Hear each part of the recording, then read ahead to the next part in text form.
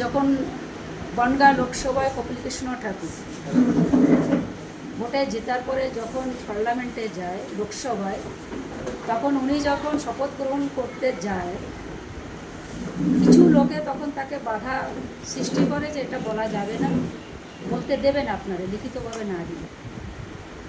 তখন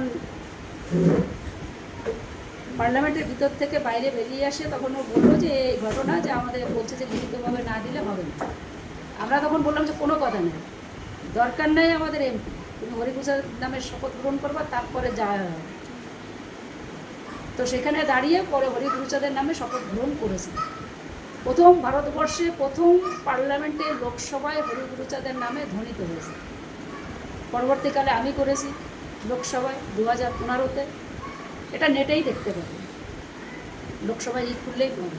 এবং আমি আবার রাজ্যসভায় যখন গেছি, তখন রাজ্যসভায় 2024-এ আমি যখন শপথ গ্রহণ করতে যাই, তখন স্পিকার ধনকরের সাথেই আমার লাগে, আমার হয়ে গেছে করা। যখন আমি সিগনেচার করতে যাব শপথ গ্রহণ হরিপ্রসাদের নামে, তখন আমার বাধা দিল, না ওটা হবে না। বললাম যে আমি হই না এরকম এমপি হবো না, দরকার নেই এরকম এমপি হবো না, যে আমার ঠাকুরের নাম আমি নিতে পারবো না, আমি সেরকম এমপি হই না। এরকম এখনও আমাদের বাধা অনেক জায়গায় আসে, কিন্তু আমি আমার ঠাকুরের নাম নিতে পারবো না, আমি পদ নেব, অথচ যে এত বড় জায়গায় গেল, যারা আজকে আমাদের আজকে সামাজিক অধিকার, ধর্মের অধিকার, শিক্ষার অধিকার দিল, আমি সেই ঠাকুরের নাম নিতে পারবো না, তো ওরম এমপি হওয়ার দরকারই বা কি?